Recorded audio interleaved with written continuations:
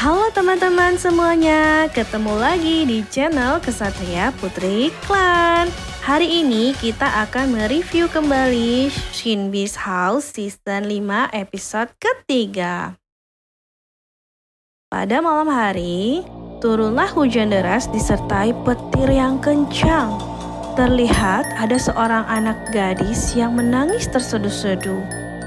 Ia juga terlihat menutupi wajahnya dengan kedua telapak tangannya. Sesampainya di dalam rumah, ibunya yang sedang mencuci piring segera menyambut kedatangan putrinya. Ibunya memanggil, "Jia ya!" Namun, Jia malah mengabaikan panggilan ibunya dan dia terus berlari ke kamar tidurnya. Ia masih menutupi wajahnya dengan telapak tangannya.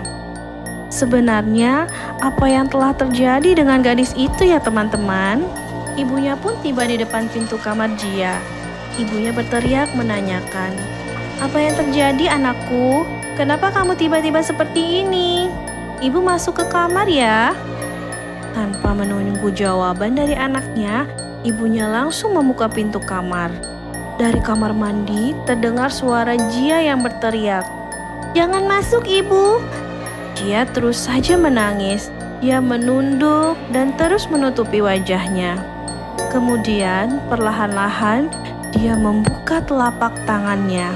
Dari cermin wastafel terlihat maskara yang tebal dan juga lipstik yang melebar, sehingga membuat wajahnya terlihat menyeramkan.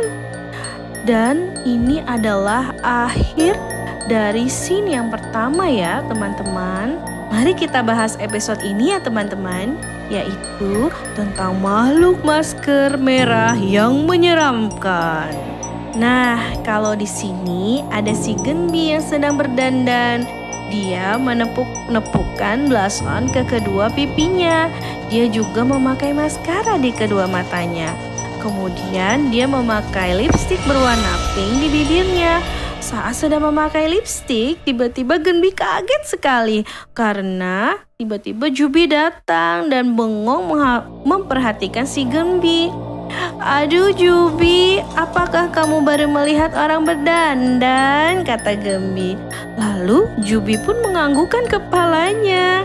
"Iya," katanya sambil memegang salah satu eyeliner milik Genbi. Lalu Shinbi mendengar percakapan mereka berdua. Lalu dia berkata, "Kalau begitu, Tuan Shinbi akan menunjukkan bagaimana caranya berdandan." Lalu Shinbi yang sudah memegang lipstik mendorong Jubi dan mendandaninya. Wah, bagaimana ini nanti hasil dandanannya Shinbi? Setelah beberapa lama, akhirnya selesai juga nih teman-teman.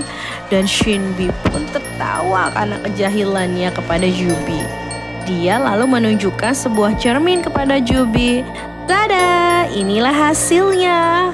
Oh my god, ya ampun, Jubi tampak lucu sekali teman-teman. Terlihat coretan lipstik di mana-mana. Jubi pun kaget dan shock dan dia terdiam di depan cermin. Shinbi masih bisa-bisanya bilang, "Bagaimana Jubi, keren kan?" Jubi marah teman-teman dan memukul Shinbi dengan tongkat ajaibnya sampai Shinbi kesetrum dan terlihat seperti tengkorak. Wah, ada-ada saja para goblin ini ya. Keesokan harinya, tampak di halaman sekolah Hari sedang turun hujan. Terlihat Hari yang keluar kelas bersama teman-temannya. Di dalam kelas sebelah terlihat ada dua orang anak yang duduk di kursi paling belakang dan mereka sedang ngobrol. Yang satu terlihat sedang asyik berdandan dan yang satu lagi sedang membaca buku. Lalu dia berkata, "Hei Koyomin, mengapa kamu berdandan terus?" Tadi aku kan tertangkap oleh guru dan harus membersihkan make upku." Ya iyalah, dandananmu begitu tebal, sahut temannya. Lalu dia menanyakan, kemana Jian? Mana aku tahu, mungkin dia malas melihat anak itu yang sok rajin dan belajar terus sambil menunjuk ke arah Jiho. Kemudian dia menanyakan kepada temannya, apakah dia membawa pengisi daya karena baterainya sudah mau habis. Ternyata temannya tidak punya, dan dia langsung terpikir untuk memakai milik Jiho, dan dia langsung mengambilnya dari dalam tas Jiho. Dia bilang, aku pinjam ini ya. Dan dia langsung seenaknya pergi ke bangkunya sambil tertawa-tawa. Jiho pun bergumam, juga bakalan tidak kamu kembalikan. Mendengar perkataan Jiho, dia langsung marah dan berdiri lalu berjalan ke arah Jiho. Apa yang barusan kamu katakan? Belum selesai berbicara, lalu datanglah si Chonga. Nah, inilah kali pertama kemunculan si gadis berambut hijau ini, teman-teman.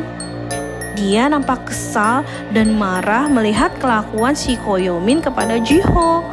Hentikan perbuatanmu ini, tidak baik. Lalu Koyomin berkata, kalau kau tidak tahu apa-apa, tidak usah ikut campur urusan orang lain. Saat mereka bertengkar, tiba-tiba ada pesan masuk di HP Koyomin. Lalu teman sebangkunya mengatakan, sudahlah, jangan diteruskan. Lalu Yomin pun kembali ke bangkunya dan membuka pesannya. Ekspresinya seperti kaget dan temannya berkata, ada apa Yomin? Dan dia mengajak temannya untuk ikut dengannya. Chonga pun berdiri terdiam sambil mengamati mereka berdua. Ya, sampai di sini dulu ya teman-teman. Nanti kita lanjutkan lagi episode selanjutnya. Terima kasih sudah menonton. Jangan lupa di like, komen, dan subscribe ya teman-teman. Sampai jumpa.